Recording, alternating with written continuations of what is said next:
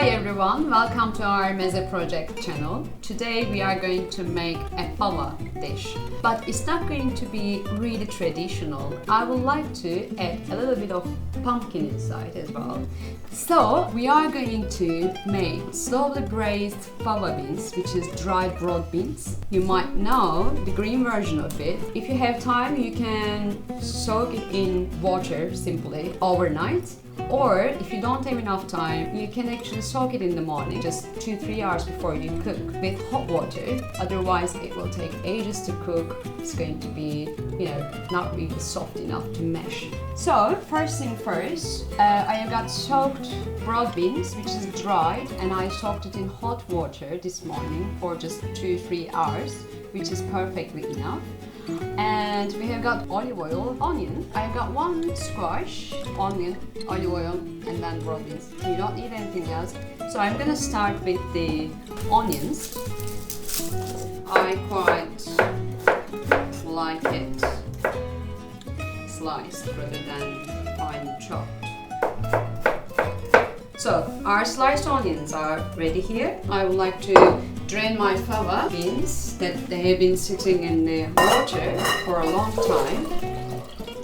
For this one, it's going to take like 45-50 minutes maximum cooking. So I'm gonna bring them all together in my pan. I just put my olive oil and then put it on like a medium heat.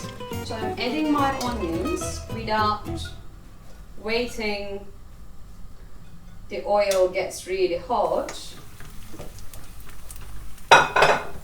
So as you see, we lost the green bits of that fresh onions and it turns into nice, soft and transparent nicely. Perfect. So I'm going to add a little bit of stalks of the dill. I'm not going to put the dill itself. We are going to use them as garnish. That's it.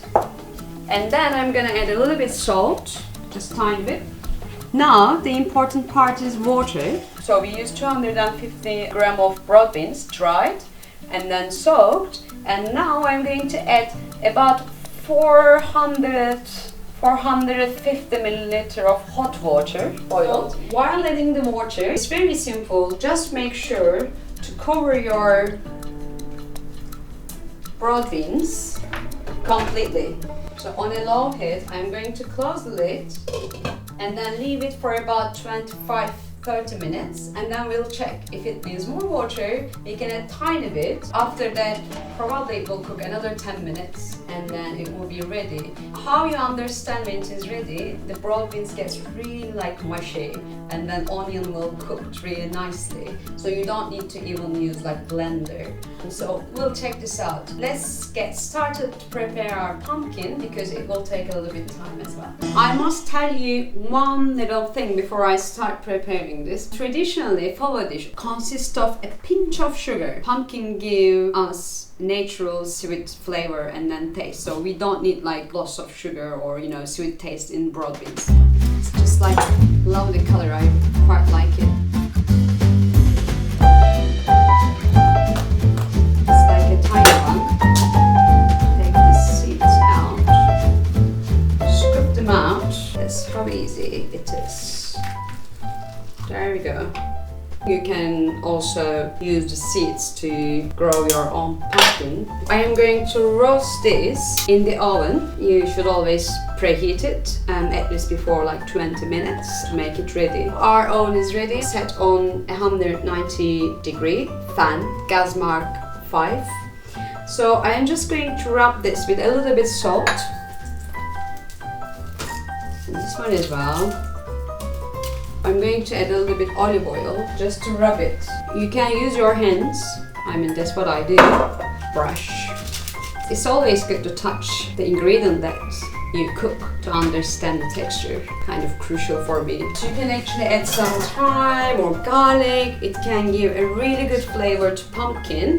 But I just want to have a pumpkin taste in fava. I don't want to overpowering because fava is very mild puree. It is just pure taste of what is it cooked with. So I'm going to put it in the oven for about 30-35 minutes. So the pumpkin is in, fava is on. I feel a little bit tired, so I'm going to take a little break and then finish my recce and come back to finish this up. I'll leave it to rest a few minutes because it will be really easy for us to scoop that out. So I'm gonna have a look at the fava. If it is ready, we are going to put our dish together with the garnish. When you cook fava, it is great serve it at room temperature or after resting in fridge for a couple of hours maybe, because you will see the texture will completely change. It's going to be thicker. Don't worry if it looks like a soup. You will see after a couple of hours when you keep it in the fridge. Longer is the better. If you have time, you can do it like overnight. I am going to add lemon juice. Half of a lemon. So let's taste it. Definitely needs salt. So it is quite good to me. So as you can see, it is scooped out really easy. So don't worry if there's like little bits of the skin of the pumpkin, but it's already like there. So my fava mix. I mean, we are trying to get the meaty part as much as possible added to our fava dish.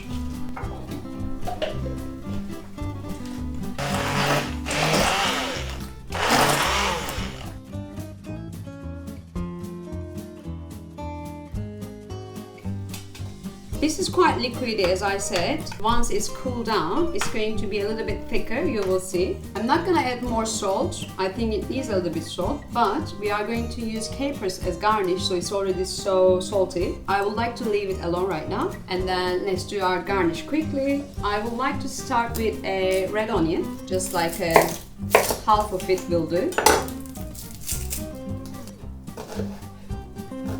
And I'm going to chop some fresh dill.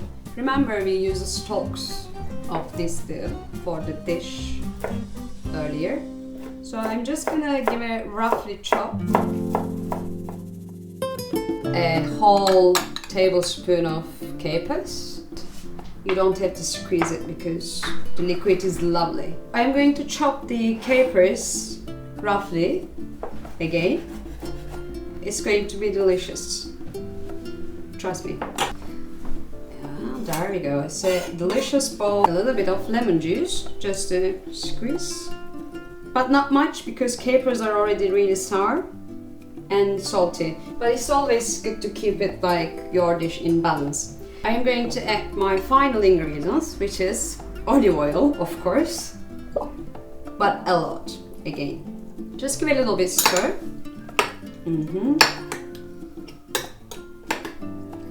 Very nice. Let's plate our fava, pumpkin fava in here. This, just inside, there we go. Nice, juicy, sweet, savory.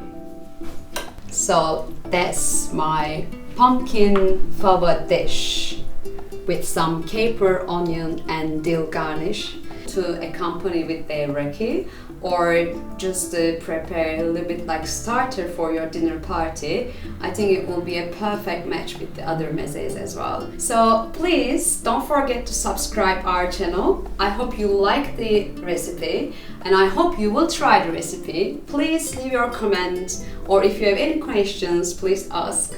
So thanks for watching. See you next time.